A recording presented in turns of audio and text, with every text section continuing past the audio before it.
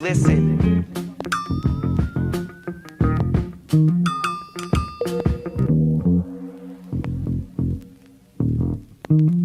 I spent my whole damn life in the city. Anywhere I go, DC's coming with me. I spent my whole damn life in the city. I could go for broke, but the capital is in me. I spent my whole damn life in the city. Anywhere I go, DC's coming with me. I spent my whole damn life in the city. I could go for broke, but the capital is in me. Welcome, everyone, to District Divided, a DC sports podcast. I am Amit. That is K-Dot. K-Dot, how are you doing today, sir? Tired as hell. Drinking Red Bull. Rarely do, but I'm back in the caffeine mode, guys. Well, then let's just jump right into it because I'm hyped up on caffeine as well. This is just a Commanders-based episode today, so you won't be hearing about the Wizards. Shout out the throwbacks, though. You won't be hearing about DC United. Shout out Christian Benteke. You won't be hearing about the Washington Spirit. Oh, devastating loss. You won't be hearing about the Washington Nationals because they're dead.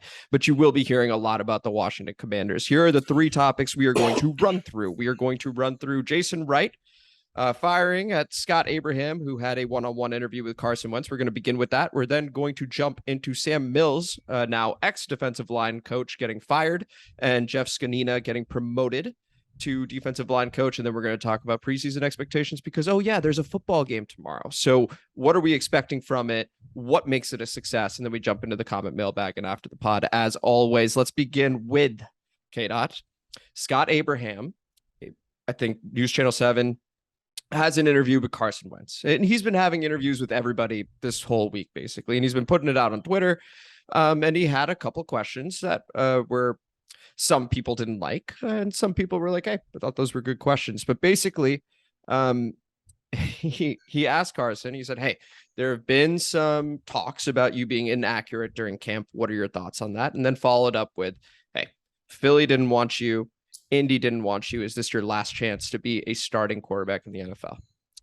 Warren Sharp then tweets it out saying, wow, pulling no punches, right? And Jason Wright goes, this is pompous, unprofessional, and good luck getting access moving forward and developing a rapport with the guys. This has completely taken over Commanders Twitter. This has completely taken over NFL Twitter. K-Dot, what are your thoughts on that situation with Jason Wright firing back at Scott Abraham and his interview with Carson Wentz and the way it went down? Multifaceted. So I appreciate seeing Jason Wright stand up for his guys. I do.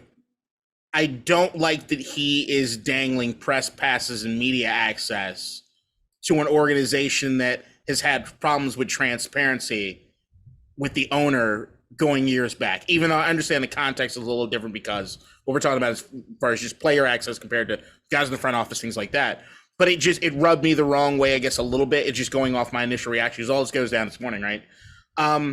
I do believe Scott Abraham, while I get the onus of people, I even saw Mike Florio, who I'm guessing was running around on Pro Football Talk on Twitter today, talking about basically how this is why people get these canned answers and non-real responses from athletes, this, that, and the other.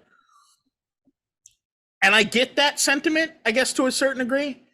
I don't necessarily think the questions themselves, as far as the information that he wanted to get, was wrong in any way, but it's a matter of not necessarily what you say, but how you say it, that came across as rude as shit.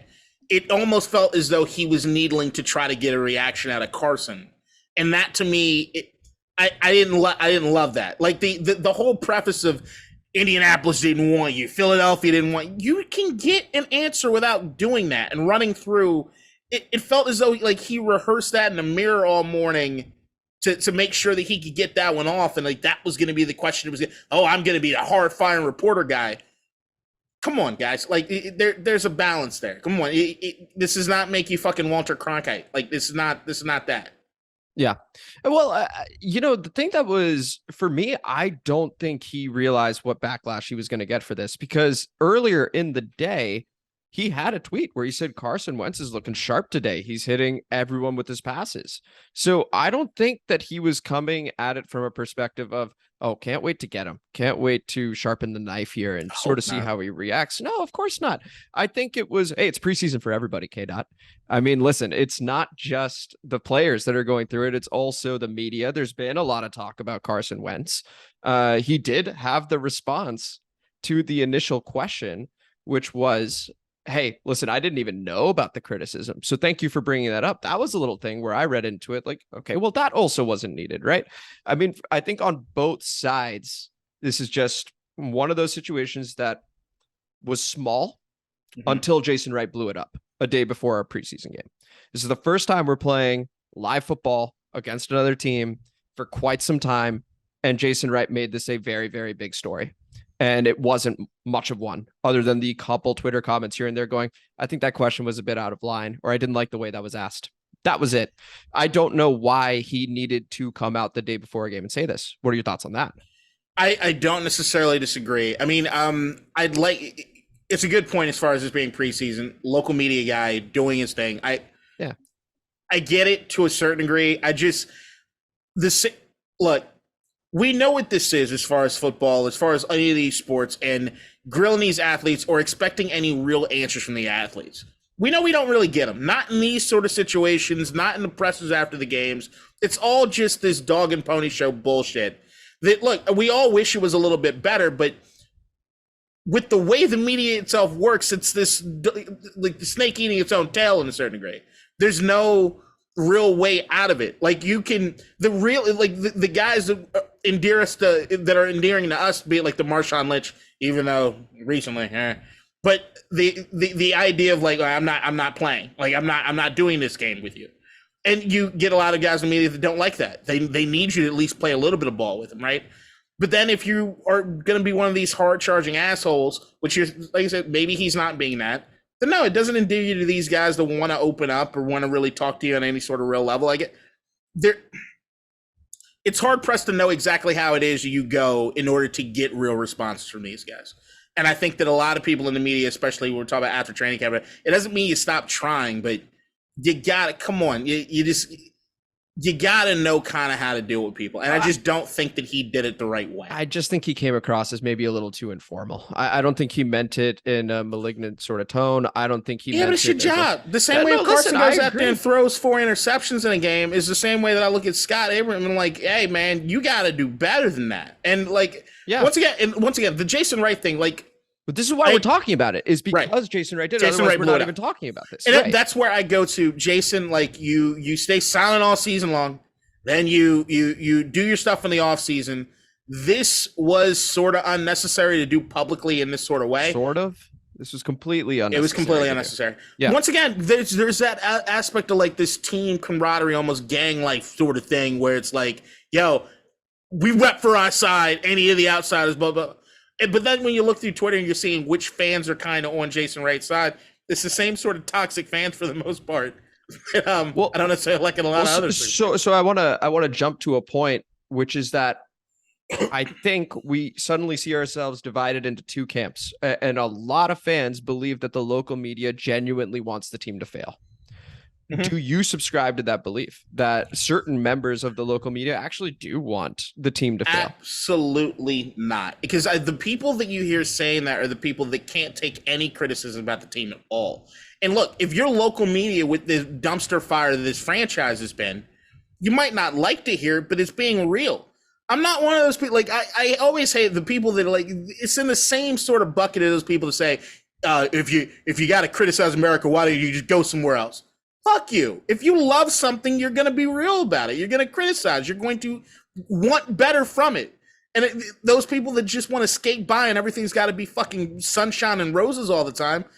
What La La Land bullshit are you in? Like, come on. I would say that there's probably fatigue associated with hearing over and over again about it. And that's fine. Right. I just wanted to make that distinction as well, that, hey, there's a difference between fatigue and having local media genuinely want the team to fail. Because I think it's a lot better for them if they're doing well. I know I'm more likely to listen to the radio when we're winning because it's more exciting.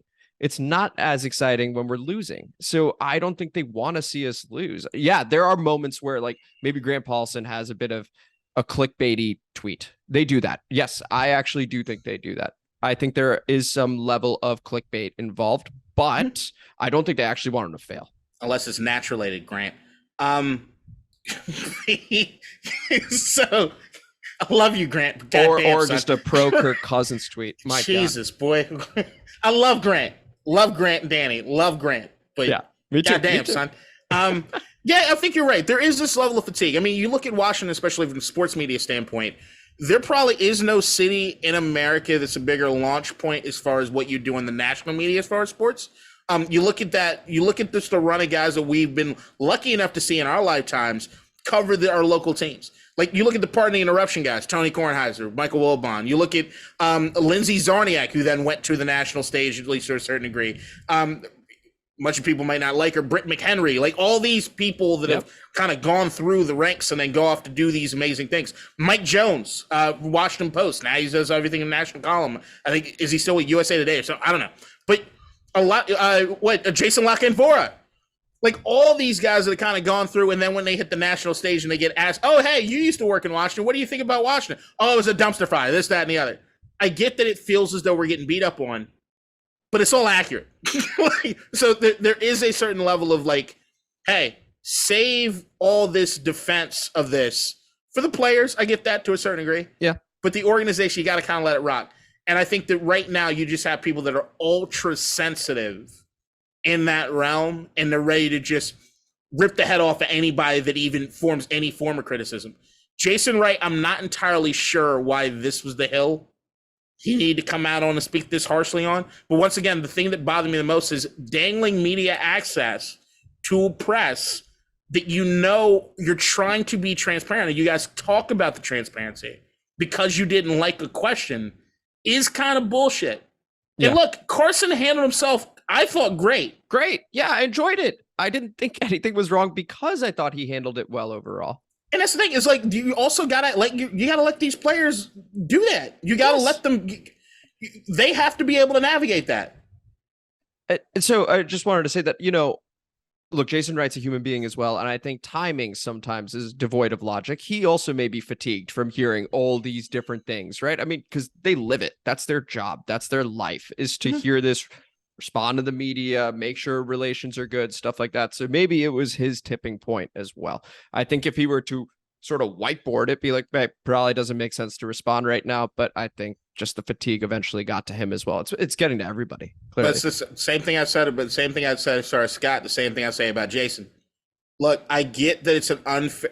You came into a situation with all the best possible want and desire to change it. And I believe that to Jason Wright's core, that he does want to do it. I believe that a lot of these, Julie Donaldson, all these, they are legitimately want to change the situation. And it's got to be hard hearing about the past and the history of this organization every fucking day when it's like, hey, I didn't have anything to do with that. I'm just trying to change it. But, Jason, the team's still not winning the way it needs to. The game day experience is shit.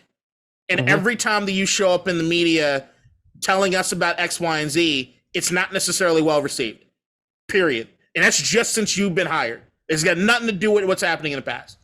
You need to figure out how to walk on eggshells and just figure out how it is that you need to navigate just a little bit better than that. This, to me, is an ill step. Absolutely, it's an ill step. Absolutely, it's an ill step. And I think anyone that's in this job long enough, right? We've seen it with everybody. Yep. No one's immune to this. Like, it's just the culture exists still.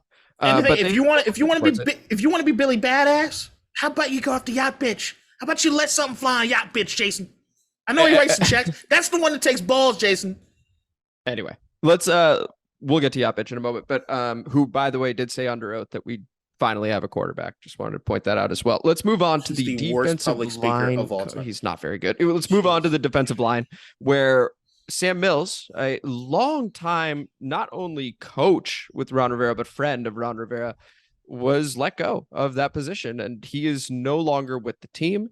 Instead, Jeff Zgonina moves into the role. And Jeff Zgonina was a 7th round pick way back in the day. He actually played a whole lot as well. He played over 250 games, Super Bowl champion with the Rams. So I would say a very successful playing career. and then also an ongoing coaching career where he's been with the 49ers. I want to say he's been with the Giants as well. Yep, was with the Giants, Texans, and now our defensive line coach. K-Dot, what did you make of the move? So it's a defensive line coach that's been replaced. Does that speak to the bigger maybe pressure that Rivera's feeling, or do you just think, hey, it just wasn't getting done on the D-line and it's as simple as that? My initial reaction was one of good. Okay. Then followed by the timing is terrible. Like more timing devoid of logic. The timing is really weird. So it's to me is that we look at last season, especially early on in the season, we keep talking about how undisciplined the defensive line played, right? Zero gap discipline. Everyone was kind of freelancing in a pass rushing sort of standpoint. And nobody was really doing support in the way that they needed to on the defensive line early on last year. And I think that we looked at Jack Del Rio as far as defensive coordinator, buck stops with you. It seems as though maybe some of the defensive coaches or the position coaches might have a little more leeway under Ron Rivera coaching staff. So yeah, Sam Mills was definitely somebody that I had circled along with Jack Del Rio, and that's an issue, and I need to see what the fuck is going on, because you can't have these guys play that undisciplined, especially when you're looking at some of the dudes that we would consider to be fairly high character guys. And Jonathan Allen, and Chase Young's like, why would you have a unit that's undisciplined if you got guys like that are really leaders in the locker room? Kind of seems ridiculous. So if they would have told me at the beginning of the offseason, hey, we're going a different direction as far as the defensive line coach, cool. But it's got to mean that there's been stuff happening throughout training camp that they're not seeing what it is they need to see as far as the change goes. So I'm kind of happy it happened. I'm glad Ron Rivera can kind of step outside himself and say, this is just what I need to do. Loyalty goes, but so far, we've got to make changes here. But I also wish that maybe he cut ties sooner so that we could have somebody in here really work with the defensive line the entire offseason to really get something changed or get something new, instead of what feels as though now they got to kind of get used to this guy and how his leadership is when we're starting the preseason tomorrow. Yeah, I think there was probably some element of last chance. I want to see something change from Ron with Sam. I don't know if that was communicated. Yeah, the timing certainly could have been better than in the middle of camp, right? So weird. Where all of a sudden it's a story instead of maybe in the off season where it's like, oh, he's gone, but you can't really be there to answer questions, stuff like that. And you just sort of move on. That being said, I think the word I would go with here is curious. I'm curious to see how Jeff Zgonina does in this role. I'm curious to see how the defensive line responds, because I think it could be a wake-up call to them. Hey, our position coach just got let go. We are 4 first-round picks. If you're John Allen, Deron Payne, Montez Sweat, Chase Young, we're 4 first-round picks on this line. And the guy who is in charge of us just got let go because we're not performing. So I'm curious to see how they respond to this. So it's not just Jeff in this new role, but the defensive line reacting to this news as well. We've seen Warren Sapp at camp. We've seen Ryan Kerrigan at camp. Mm-hmm. There are a lot of, to me, brilliant defensive former players, minds with Del Rio, with Rivera, that have been around long enough that there are sky-high expectations for this team. Yep. So curious is the way I would go with that. Any final thoughts on this? Because I honestly don't feel there's much more to say until we see live action here. No, not really. I mean, I will say one thing. Have you seen the first episode of Hard Knocks this season? I've seen clips, but I haven't seen the full episode yet. Can't wait for it though. All right, for any Commanders fan, seeing Mark Brunell as the quarterback's coach, Antoine Randall is the wide receiver coach. It's great. The thing that I'm a fan of, Sam Mills, I don't know him personally. I don't really have anything to say. I do think that if I'm looking at what he's done with defensive lines, it's kind of lucked into some really, really high-end talent, but I don't know what he's had to develop. We've talked about that when we've gone over, like, especially the Jack Del Rio stuff, right, and gone over Ron Rivera's history. But after watching Hard Knocks, I like former players being around.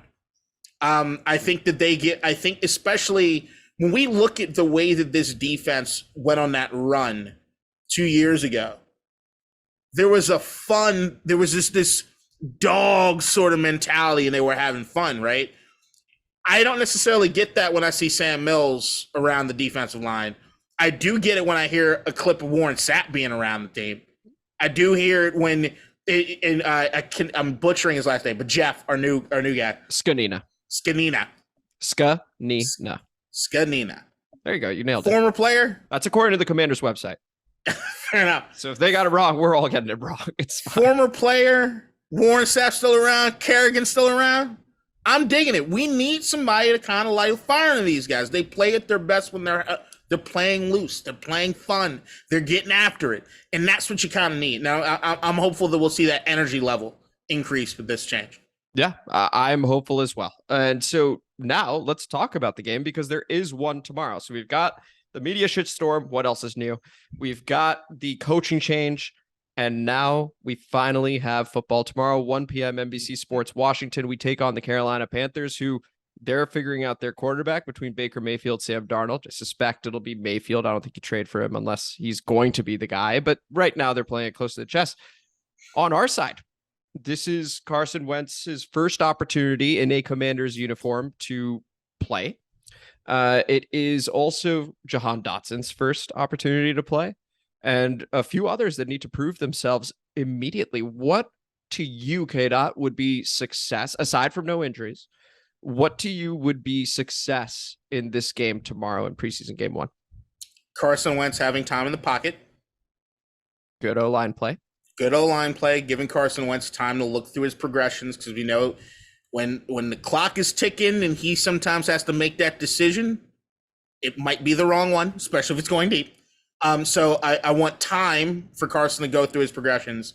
And so that's the number one thing I'm saying. Energy on the defensive line.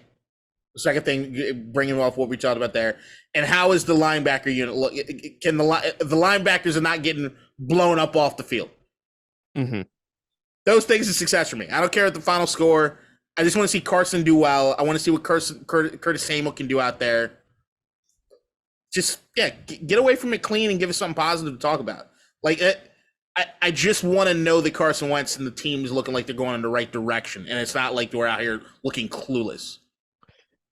What I want to see, I think you're 100% right, by the way. Carson having time is something he didn't really have in Indianapolis, and at the latter part of his time in Philadelphia, didn't really have that either. So for him to have time would be new for him too, which would be great because he is insanely talented. That's never been a question. Carson Wentz's talent. So it would be great to see that. The defensive line being fired up. We talked about Jeff Zgonina coming into that role. That would be fantastic. I want to see the second and third units obliterate the Panthers' second and third units from an energy perspective, because that to me tells me coaching's working, because we know what our starters are going to do. I think we all have expectations that are in a certain range, but it's the second and third units that, hey, are they well coached? Are they executing? Are we looking good across the board? Because that's what you need to have a successful season, right? I think a lot of people will watch the first quarter, starters are out, we're turning it off. I am now turning it on at that point and going, okay, what are these other guys doing? Because that's a reflection on Del Rio. That's a reflection on Scott Turner. That's a reflection on Ron Rivera, Jeff Zgonina, we just talked about. Mm-hmm. That is the inside look to them. If they're not playing well, I'm now concerned about the coaching staff. Maybe it's a reach, but that's how I feel about it.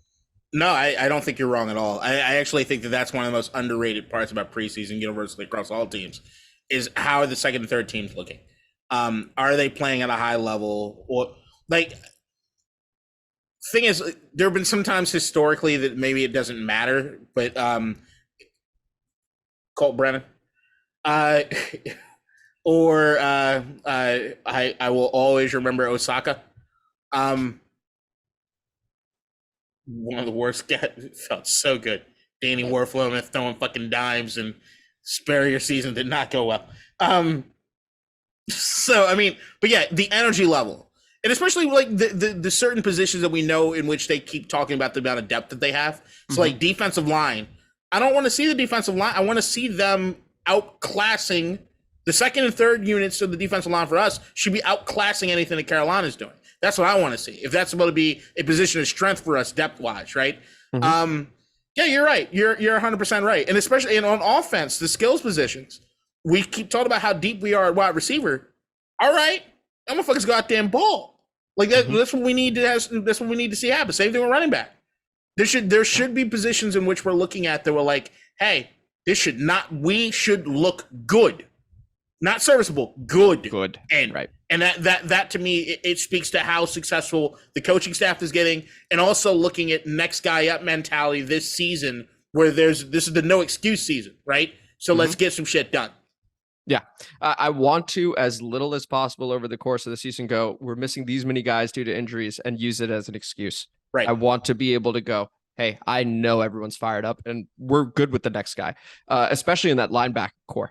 I'm very curious to see what we have at the second and third levels over there in terms of the depth, because that is super important. That is a position in particular where you go, hey, if someone balls out in the fourth quarter, I see no reason why you can't give them significant snaps come week one, making the roster, etc. And I think that's important. I also know that linebacker, like, I get it that it might be, we've talked about the linebacker position ad nauseum. Throughout Absolutely. The and I get that if you were to actually look at the breakdown, the amount of times we actually have three linebackers in a game at any given point in time is very, I'm not going to say rare, but it's less than half, right? Right. Yeah. So, but see, that's the thing is, like, I'm looking at that, just the mid-level of that defense and what it is they're doing. So, like, when I say linebacker, I'm saying, what are they doing 10 yards behind the line of scrimmage? I need to know what it is that they're doing in that level. When you had the Landon Collins playing that hybrid, what the fuck are they doing at that level to stop tight ends from burning us, or to stop these third and longs from being converted nonstop, right? Like, I need to see what that level is looking like, and that level needs to have depth. I need to see them. I need to see that unit in that area of the defense perform throughout that game. Otherwise, I'm looking at it like, holy shit, we might have some issues. Yeah. One final player, just for fun. I don't expect him to play at all this year, unless he's like, the best way he's playing is if he's head and shoulders above absolutely everybody, and we go, you know what, let's give the kid a chance. Sam Howell, who apparently has been zipping that thing during training camp, during minicamp, all of it. I'm very curious to see how he looks. This isn't a controversy, even if he balls out. It's just one of those things where it's like, hey, we drafted a guy, round 5, pick 1. He was supposed to go in the second round. He's been making some noise in camp. Just curious to see how it looks. That's it. I wouldn't mind by the end of this preseason there actually is a discussion about, hey, should Sam Howell be over the depth chart on Taylor Heineke? Yeah, I wouldn't put him over the depth that. chart because I think Heineke's just game ready. But yeah, I'd like that to be a discussion. I'd love for that to be a discussion. That is a successful preseason. Yeah, especially at a position where we still need a long-term answer. Hopefully it's Carson. Right. But if it's not, it would be nice to have Sam Howell have a really, really good preseason. And maybe you go, maybe he is worth a look after all. Let's move on to the comment mailbag, where initially we had 0 comments heading into, I think, yesterday. And all of a sudden we get 2. So thank you very much for the comments. We're going to begin with, because you need to. Anyway, there's another one. So we'll begin with the one you can't see, which is from Blood Clot. Going hashtag sell the team yacht bitch. It is still catching on like wildfire. Thank you, Blood Clot, for the comment. That has been loved. And then we've got the other one that you can see, and this is from Ridge. Wear your helmet at. Jamming Davis a bust. SMH. We could have got Kadarius Toney and used this year pick on something else because Curtis Samuel never going to see the field. Cam Sims going to step up though. Also, Kadeen flexing about making the team at Wilson every year. They be letting everyone on, even some German exchange students, and Nick Beal. Shout out LLS. Who the fuck is Laughing that? like shit. Do I know that person that commented? Do we know that person? Like, do we actually know? Is that Renault? That's Renault. Fucking prick. K-Dot, is that true? Did everybody make the team at Wilson? Yeah, there was no tryouts for me. I was fat and I could move. So I was automatically on the football team. Whether or not I was seeing any playing time or anything, look, the last 2, so I could say something, but I can't go the full itself. So you guys got to trust me on this. All right. The last 2 years of high school, I couldn't play football because of some stuff that was happening in my life that I can't necessarily discuss because the statute of limitations isn't up on, that I couldn't be there after school to practice. So that was the reason I couldn't actually do it. I'll never forget, freshman year, Coach Bargeman kicked me off the field because they didn't get the slip in time for I didn't have my inhaler, and I needed a form or something along my inhaler because I have asthma in order to play. So I was like, I'm just gonna leave. So just I walked out. So yeah, freshman year I was kind of messing around with the football team, at least to a certain degree, because freshman year was so different at Wilson compared to the other years there. Everybody was kind of just this motley crew of people. Yeah, and it was fun. Yeah, I mean, I know I could have played. I know it was the Wilson football team. I could put things into context. I didn't walk on to Dunbar. I get that. I understand. What position did you play? They asked me to play fullback and D line. Okay. Did you prefer one over the other? No, but like I said, I didn't really play. I just made the team.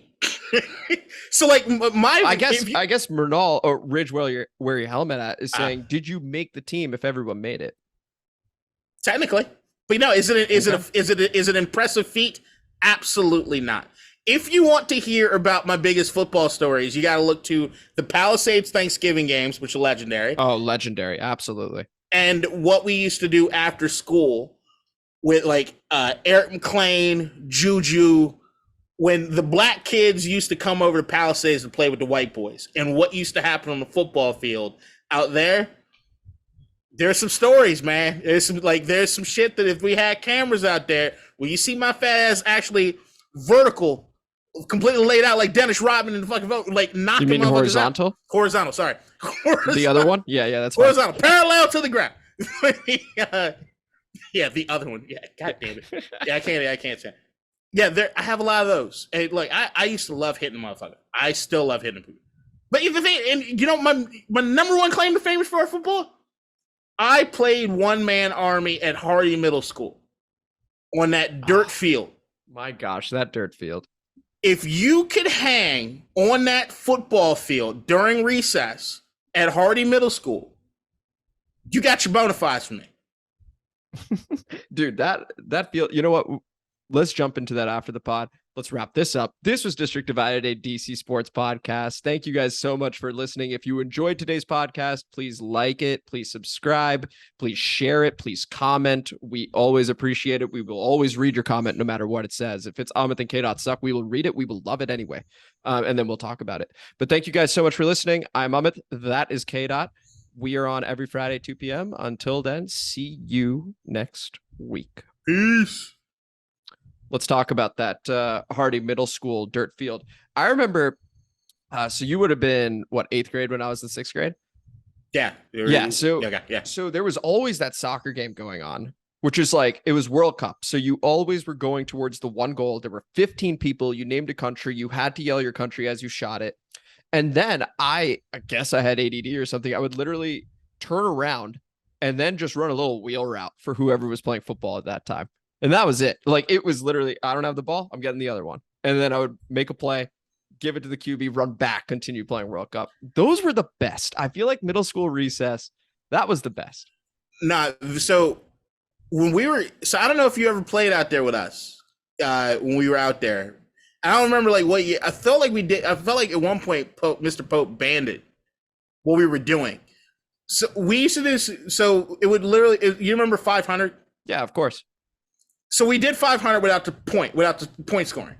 So it was so you're just throwing the ball up in the air. That's it. You just run it back past, because you remember also on the sides of the field there were metal grates.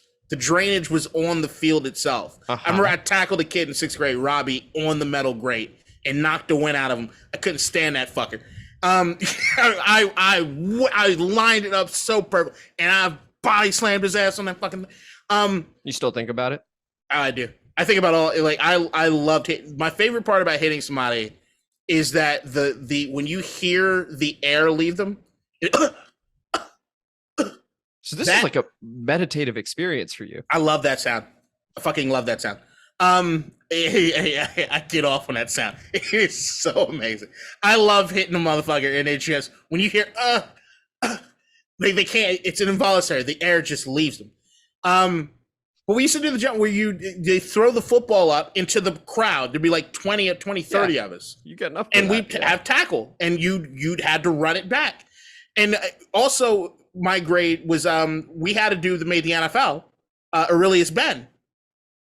who was Was he on Hardy? Yeah.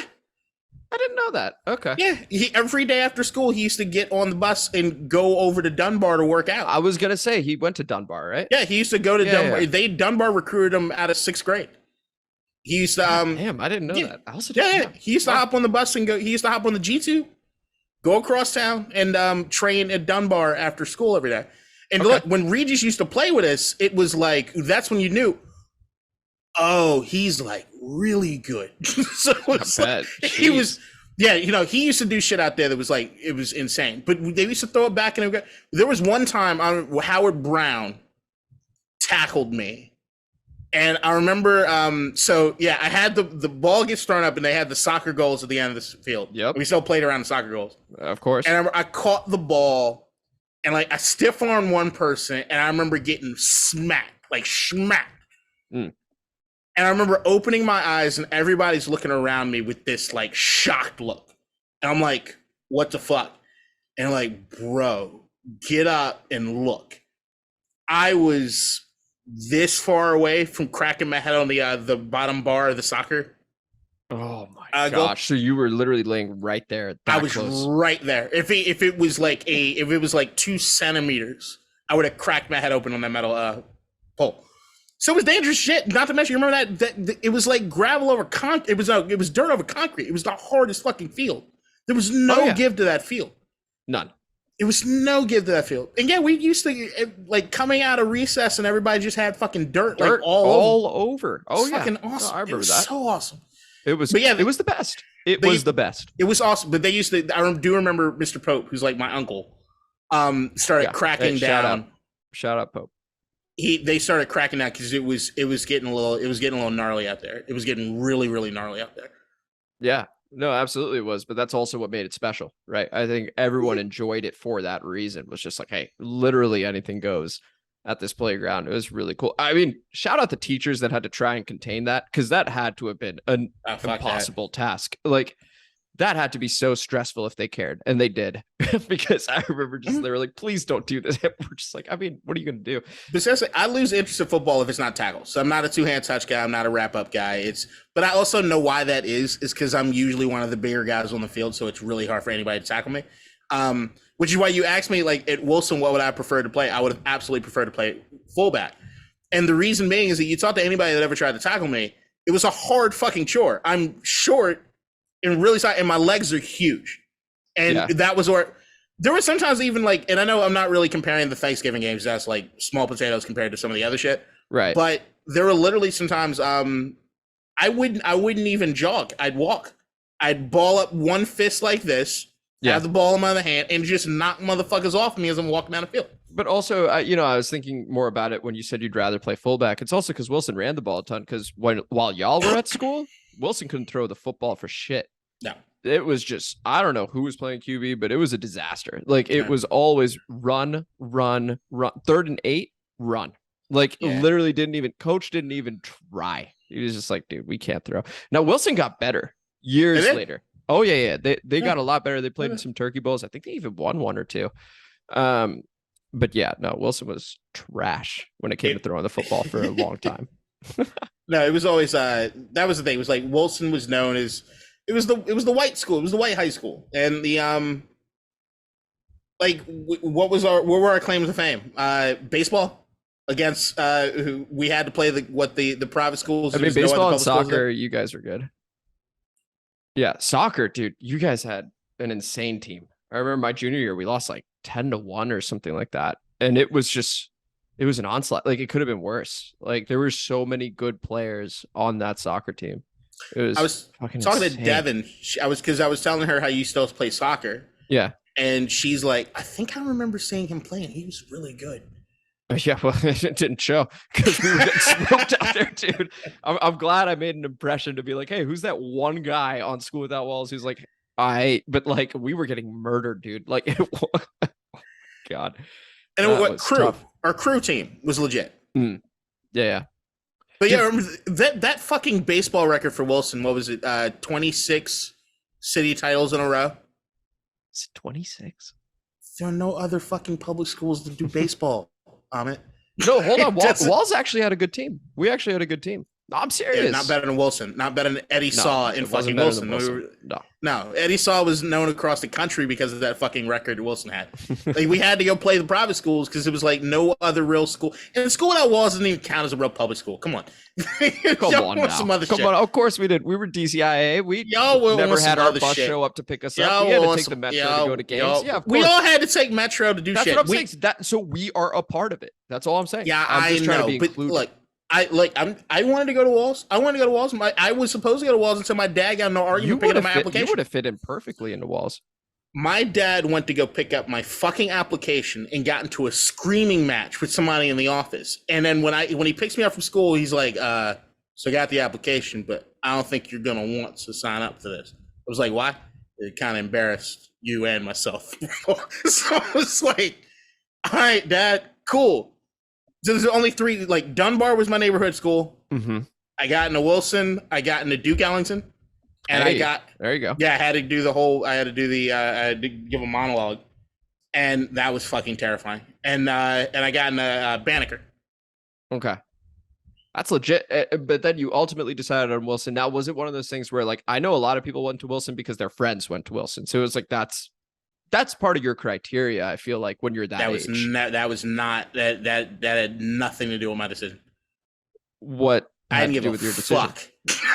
I did not care about anyone. No, dude, that place was huge. Because all my friends from Hardy were going all over the place. So like that's the thing is like I didn't have like the kids that like all my friends that you know right now that like are my high school friends. I knew them in middle school. We weren't like super close. So like trying to figure out the high school, I was like I didn't really give a shit. Okay. I didn't really get close to those guys. Brendan was the first person I got really, really close to. Sam Quinn is another dude I got really close to. But because like I had friends that were going to go to Banneker. Yeah. Probably the school I was most interested in was Ellington. And I still remember being. I was going to say you would have been great at Ellington as well. Not to say that like going to Wilson was a mistake. Like you still had a great time at Wilson and like, you know, made lifelong friends and stuff like that. But like in terms of, there was a girl that went to Ellie. Uh-huh. And I remember I was down in Mr. Pope's office and Ellie's mom found out that I was not going to apply to Duke. Okay. I was going to go to Wilson because of the ROTC program. Okay. I was losing weight. I really wanted to be in the military. I was working hard to try to get in the Air Force. And because this is like a couple years after 9/11, I'm feeling patriotic, this, that, and the other. Yeah. She screamed at me in Pope's office with tears in her eyes. Why aren't you going? You know you're going to be unhappy if you do anything other than Duke. You know that. You know that, Kenny. And I was like, okay. And I went and I applied. I did the fucking monologue. Cheesy as shit. I did the Colonel Kurtz monologue from Apocalypse Now. So fucking corny. So corny. But you nailed it. I knocked it out of the fucking park. And yeah, the questions they asked me and other kids, it was fucking terrifying. But then, that is probably the only regret I have. Is I really do wonder what my life would have been like if I had stuck with it and went to Duke. I really do. I am so curious about that because I still like write and I do all these kind of things from a creative standpoint, and like my confidence has kind of gotten shot over the years from that. But I really do wonder what my life would have been like if I had gone to Duke. Well, I mean, because Duke, Duke Ellington, for those that don't know, but like this is, I mean, Chappelle went there. Some incredibly talented folks went there. Okay, I'd throw you in that mix as well. But you know, that's one of those things where like coulda, shoulda, like you never know. You ultimately never know. I don't think so. Like I was at a wedding a couple months ago, and we were actually sitting at a table. It was like, here's a wedding. It was Devin's friend, but like the friend that she hasn't seen in over a decade. So we're at the table of like the miscellaneous table of people. Great table. Great table. It ended up being an amazing table. You never know. Yeah. But we had a couple that we were sitting with that run a theater company in Montgomery County. And they're like, come through. And like I think about it all the time. Like, you know, I should just do it. Just try it. Just give it a shot. Maybe it doesn't work out. Same way I want to do an improv. I'd love to take an improv class, even though they're corny as shit, just to say I did it. And before I die, I'd say within the next 5 years, I am absolutely going to do an open mic comedy set. It's just something on my bucket list. Are we about to do improv together, dude? I think we just might. It is corny as shit. That could be fun. But you know, funny thing? I'm open to it. Went to Wilson for ROTC. Yeah. excelled at ROTC my freshman year until I gave a really racist speech in English class. And after my racist speech in English class, they said I needed to be on the debate team. I talked to the debate coach, and she said there was a better way for me to get into college than the ROTC. Went and talked to Sergeant McCauley in the ROTC. He's like, they want you to debate? Yeah, you better take that fucking uniform off and go debate. So that was it. I was on ROTC for 1 year and went and made the debate team after I gave a racist speech in English class. All right. So before we log off for real in this After the Pod segment, kudos to you if you stuck around this long. Racist speech, you got to at least give a little bit here. There's a McDonald's on Rhode Island Avenue, Northwest, right where it used to be where Safeway used to be. The Alamo Theater is there now. Northeast in that case? Northeast, Rhode Island Avenue, right by the Metro station. Yeah, Metro Bar's over there, and yeah. There's a McDonald's that sits right there, under the shopping center. It's the worst fucking McDonald's in the world. And I went on a tirade in English class about the Spanish-speaking workers at McDonald's fucking my order up. Oh, look, it was a written speech. It was a written speech. Here's what I knew I was okay. There was a girl in class, Carmen. She was snoring during everybody's presentation. When I went up, she gave me a standing ovation. And I knew if I could get Carmen on my side, then I was good to go. Well, ladies and gentlemen, people listening to the pod, this weekend, I want you to go out and I want you to get your Carmen on your side. You do that, get your Latin or black friend to co-sign your racist activity. All right, we got to get out of here. See you guys next week.